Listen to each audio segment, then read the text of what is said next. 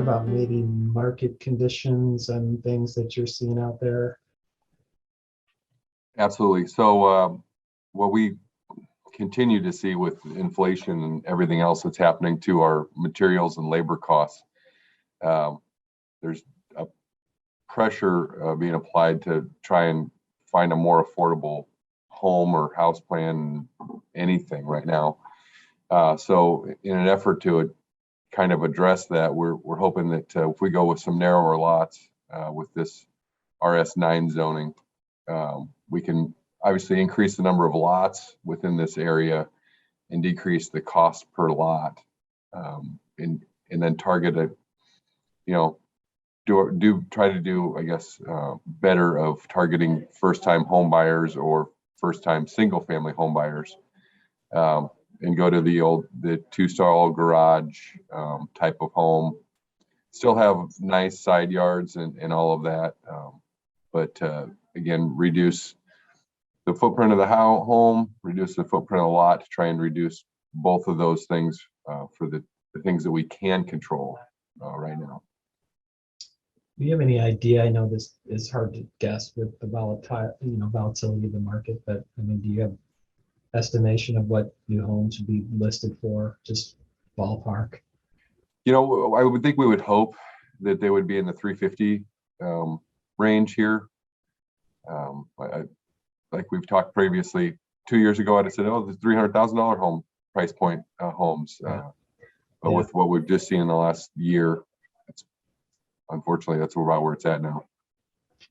Yeah, and Travis, I'm starting to see that more on the planning side, requesting more density for multifamily. This would be the second time someone has asked for RS9. Those are 50-foot wide lots. And I'm talking to Hodge over there off Jones and Michelson about, doing some RS9. We see a lot. We're still seeing a lot of the zero lot line stuff, and Dale and Marks came in for the stuff at the southwest part of the city, and the majority of it was multifamily and zero lot line stuff. So I think we're going to continue to see that as a trend. And I don't know if Scanlon stuff over at the east seems to be mostly single family, but it's hard to find construction under 500,000 for those kind of homes, especially probably with this year.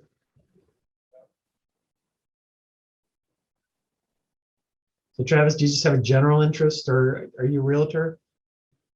I am. Do you just have a general interest in this area, or just overall in planning, or? Yeah, I'm generally interested in all that. Now, is there going to be any grants or anything like that? No, not from the city's perspective. I think we've talked about incenting residential development, but we really want to make that targeted towards low to moderate income. We haven't seen the right project come through yet, but it's not to say that we won't. So I think this is the way we can help offset those rising costs and not force a developer to sell, $500,000 houses, and understand those pressures and that not everybody can afford that type of house.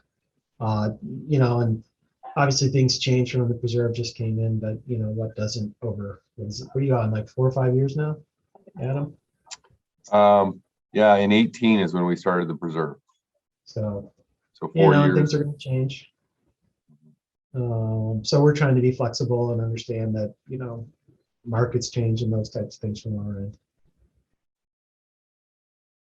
Yeah, we think it's going to be a nice transition from our multifamily, duplex style homes to the larger lots. Kind of we'll go duplex lots to these 50. I think our proposal is probably 53-foot lots or somewhere right in there, because there's a lot of our floor plans that we want to make sure fit on these.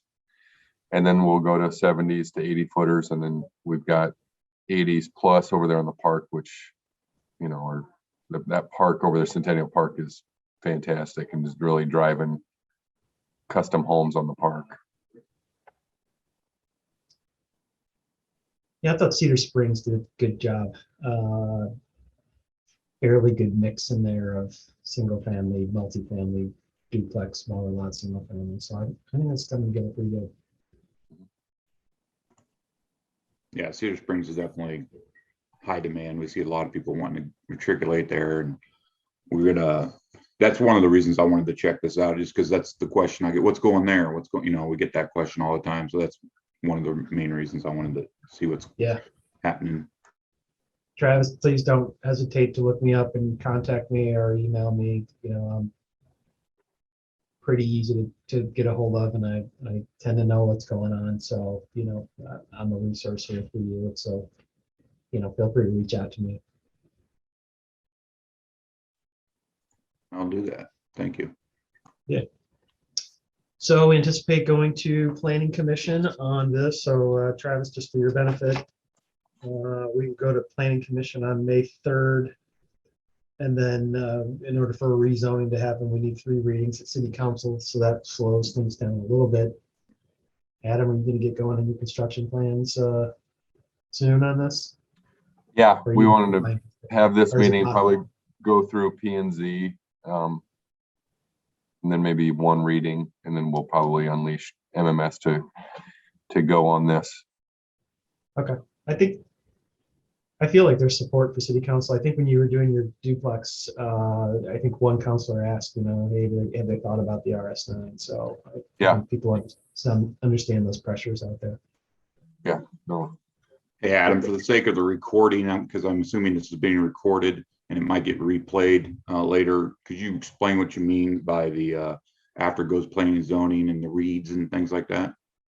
sure. So as Ryan said, we've got 1 reading or 1 of the meeting at planning and zoning. They'll review it and approve it, and then we have 3 readings at council. So every time it gets presented and discussed, and we kind of a lot of times we'll wait to start unleash the civil engineers to complete the full engineering with designing the storm sewer and the water and all that till we know that it's a sure thing. So we usually wait till at least 1 or 2 readings of council, so that we know if it's something that we see might be an issue and that they might change their mind on, or if at the first reading of council we feel pretty strongly that they're going to support it for all 3 readings. We'll unleash MMS to complete construction drawings, which then get approved by the city engineer, reviewed and approved by the city engineer before we can start any work, any improvements on the subdivision. So Yeah, and then once we authorize construction, they'll do all the site construction, put the infrastructure in, and then once we're ready to accept the infrastructure, we'll approve the final plat. And that's when, you know, lots can be sold to builders and things like that, or you guys start building at them. Yep. Thank you.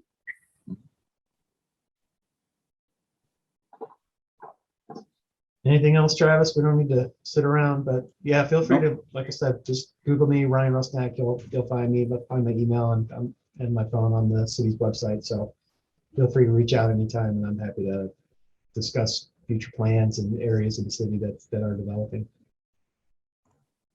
Good. Thank you, fellas. Appreciate it. Cool. Well, thanks for jumping on, Travis. Adam, thank you. you bet. And Have a good night, we'll guys. push on for May the 3rd Planning Commission. All right. Thank you. Thanks, everybody.